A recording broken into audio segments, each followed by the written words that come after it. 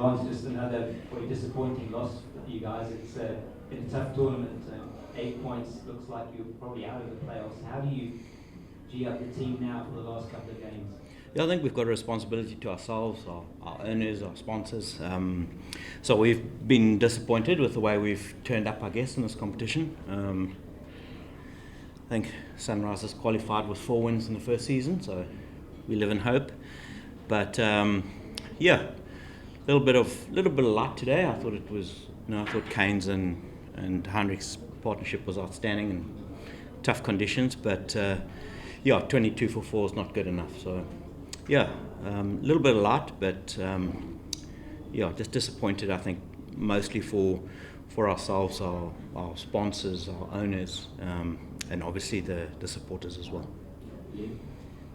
Hi Lance, I just want to ask, obviously you kind of spoke about, but how massive was that partnership between Kane and Heinrich, and how big or how happy or delighted were you that Heinrich kind of got kicking and is back in form? Yeah, I mean, you always say it, those excellent players are only 1 innings away from getting going, and hopefully it turns around for Heinrich. But there's a couple of others that could do with some good innings as well.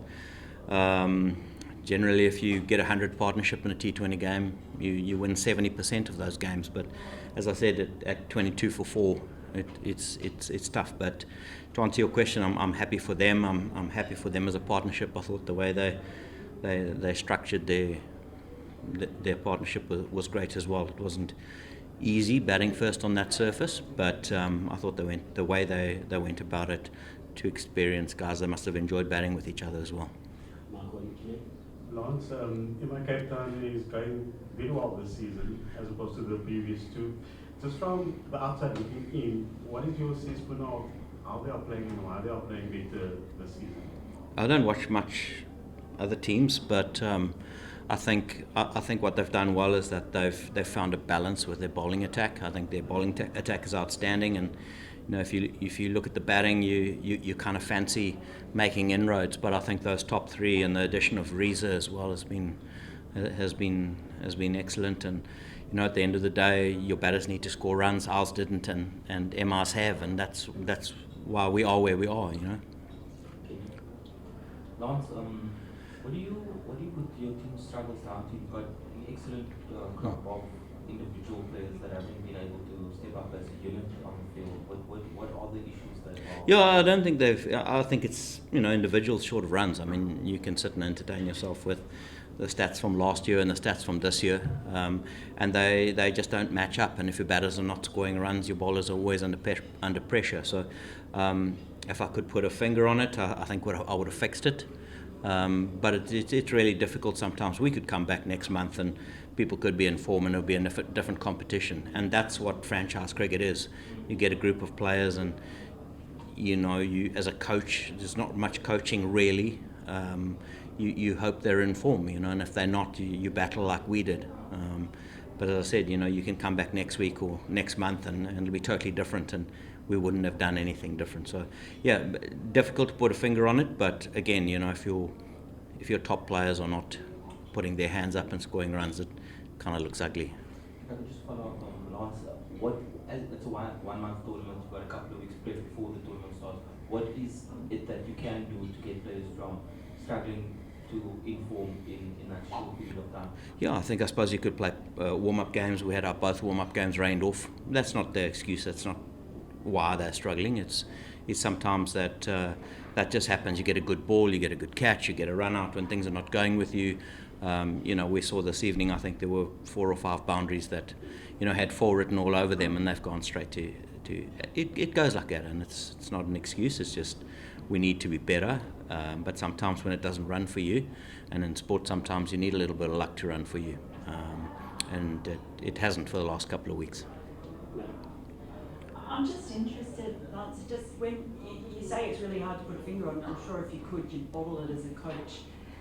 But when this sort of thing is happening, what do you do as a coach? I think you just got to keep them going. You got to keep them positive. You need them. We need those players in 2 days' time. You got to keep them positive. You got to keep them encouraging. You've got to keep them seeing good things, hearing good things. there's no point. I mean, you can lose that change room, overnight. You've got to be very careful with that as well. So we've been lucky in that we've been able to keep going as a group, and great players know that the performances are just around the corner. It's just one innings away. It didn't happen for us in the last couple of weeks, and we're sad and disappointed with that. But that's sport. You can't just hit a certain number of balls and guarantee a performance. And that's just how it is. And just wondering if you can give us an idea of what the past 48 hours have been like for Marcus Stoyner. It's kind of been easy walking out there and facing Rashid Khan first up, and then. Yeah, look, I mean, Marcus is as professional as they come. He's been playing around the world. He's faced Rashid Khan lots of times, so it's nothing fresh for him. He's played many IPLs, so it might look from the outside like it's a bit hectic, but he's someone who's been doing it for a long time. These players do it for a living, and I think he'll be upset that he didn't connect. But it goes like that sometimes, and I don't think he'd be the first one to say it's not because of the flight, it's just because maybe just didn't execute. Maybe the right option for him, but you need to execute. Good players execute. Last question. Lance, you've obviously coached internationally and a few leagues around the world. Just in this tournament, just on a personal note, is there anything that you learned about yourself, just something new that you've learned about yourself as a coach? Well, it's been testing, but I've been coaching franchises for 15 years now, and I do 4 or 5 in a year, and I know it's just not taking anything for granted, because when it does change, it can change quickly, and it can go like this, but normally you pick up speed at some stage, and we haven't even picked up speed. So that's been something which has been a disappointment. The other thing, I guess, is, and we've spoken about a lot as a group, is if you look at that team on paper, you probably beat most teams in the competition on any given day. But I thought maybe we just been a little bit off, and we've left a little bit too much work for the guy coming in next. Goes like that. That's sport. Lance, you spoke about the fact that you can't have your words can't be too harsh, because you need to keep the team as a unit. What do you do now? You step in the dressing room. What are your words? What is your approach to turn into? As I said earlier, I think we just keep positive. There were some good things that came out of that. I thought, I thought the way Heinrich played, I thought the way Kane played, I thought their partnership was outstanding. There's stuff to take there. I thought maybe the way Noor has been bowling has been excellent. Some need a hug and some need a kick, and someone like Junior probably needs an arm around his shoulder. So, you don't paint everybody with the same brush. But as I said, as a group, we need to stay positive. Who knows? 2 bonus point wins takes us to 18, and who knows what can happen. So it's pointless. It's pointless giving up now.